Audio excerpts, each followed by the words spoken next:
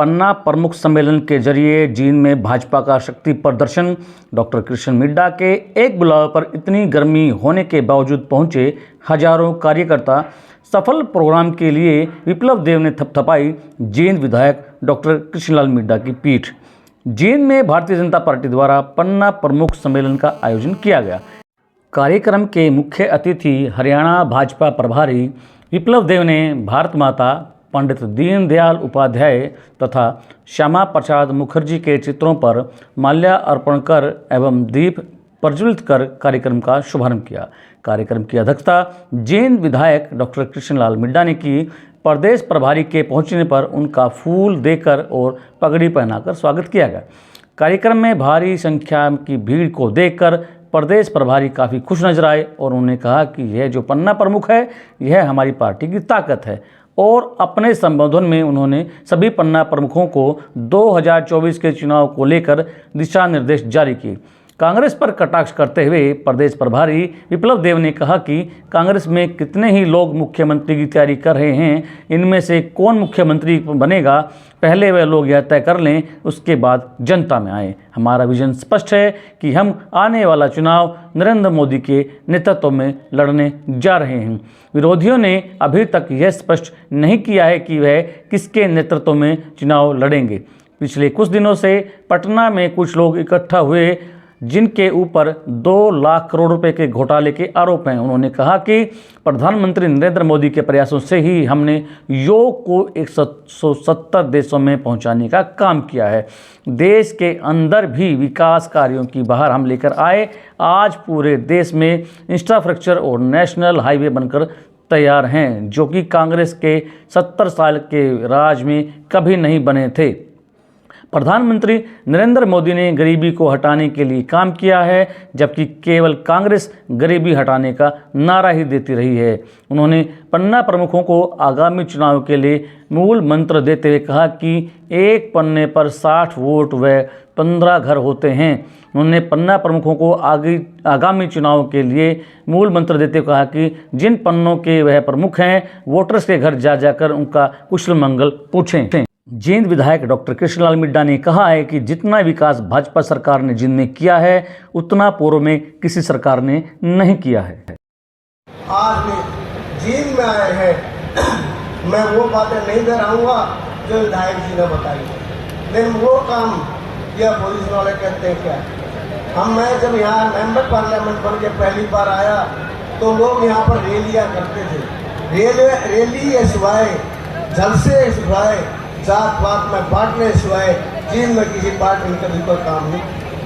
आज जींद ऐसा प्रदेश में 5 लाख रुपए गरीब व्यक्ति को इलाज के लिए मिलते हैं। वहीं हरियाणा सरकार के मुख्यमंत्री जी ने भी इसी बात को लेते हुए चिरायु हरियाणा बनाने का काम किया। उसमें भी गरीब लोगों के लिए 5 लाख रुपए की राशि मंजूर करने का काम किया, ताकि वो लोग भी अपना इलाज करवा सके।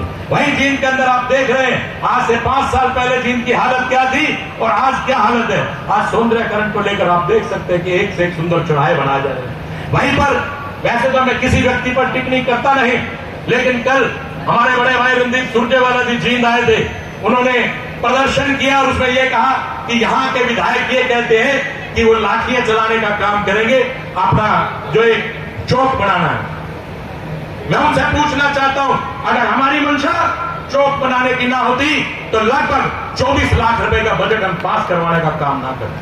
वहीं मैं आपको बताना चाहता हूं कि रणदीप सिंह सुरजेवाला जी को गलत फहमी है इस बात को लेकर, क्योंकि वो लोग बहाने ढूंढते हैं कि आज भारतीय जनता पार्टी बिल्कुल शिखर पे पहुंच चुकी है। किसी न किसी तरह कोई मुकाम, कोई बैठने की जगह या कोई प्रदर्शन करने का मौका मिलना चाहिए। कहना चाहिए कि नियमों के अनुसार थोड़ी सी दिक्कत आ रही है, उनके नॉर्म्स पूरे नहीं हो पा रहे, लेकिन मैंने उस समाज को कहा कि आपको थोड़ी सी जगह दे दी जाती है, इसमें आप इस चौक को बनाने का काम करें, लेकिन उनकी संतुष्टि नहीं हुई। इसी प्रकार से कुछ कांग्रेस के लोगों ने इस प्रकार से प्रदर्शन कराने का काम किया, क्योंकि आज कांग्रेस के जो नेता सब खाली घूम रहे हैं, उनके मन में एक ही मंशा, किस प्रकार से हम कुछ ना कुछ हमें उठने बैठने प्रदर्शन करने का कोई मौका मिले। वही मैं आपके देश के प्रधानमंत्री जी के बारे में बताना चाहता हूँ, तो सुख दुख में साथ रहिए। और ऐसे भी घर होगा जिसके घर के सामने आप आवाज करोगे, किंतु उस घर से कोई आवाज नहीं आने वाला है। क्योंकि वो घर कांग्रेसियों का है।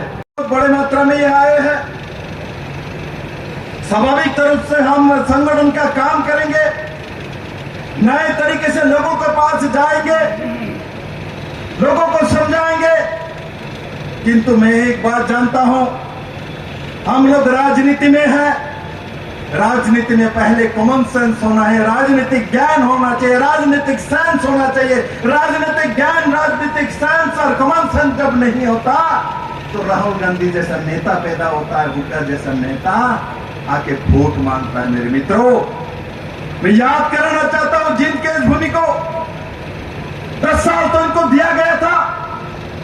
2014 के पहले किसकी सत्ता थी? 10-10 साल किसने राज किया? तब तो पेंशन नहीं बढ़ाया। तब तो पेंशन कितना थे हरियाणा के लोग जानता है, और 2750 रुपया बना है पेंशन। उनकी समय कितना थे? आप आके बुली मारता है, मुझे बैठाओ तो हम 10,000 रुपया कर देंगे। हमको बैठाओ, हम एक एक जिनके घर में विप्लव देव जिस हेलीकॉप्टर से आया, ऐसा एक एक हेलीकॉप्टर पैदा करेंगे।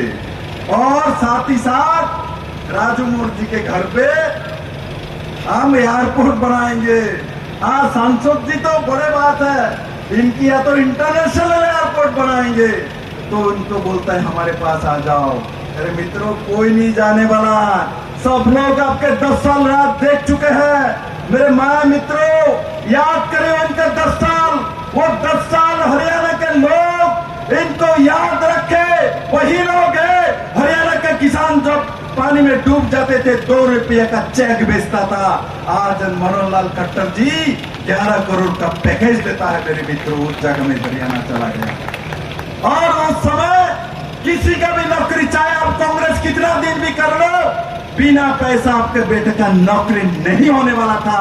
आज बिना पैसा, बिना पर्ची नौकरी होता है इस हरियाणा के भूमि में। मेरे मित्रों, किसी को भी ट्रांसफर पोस्टिंग करने के लिए किसी नेता के पास जाने का जरूरत नहीं पड़ता, ना पैसा देना पड़ता है।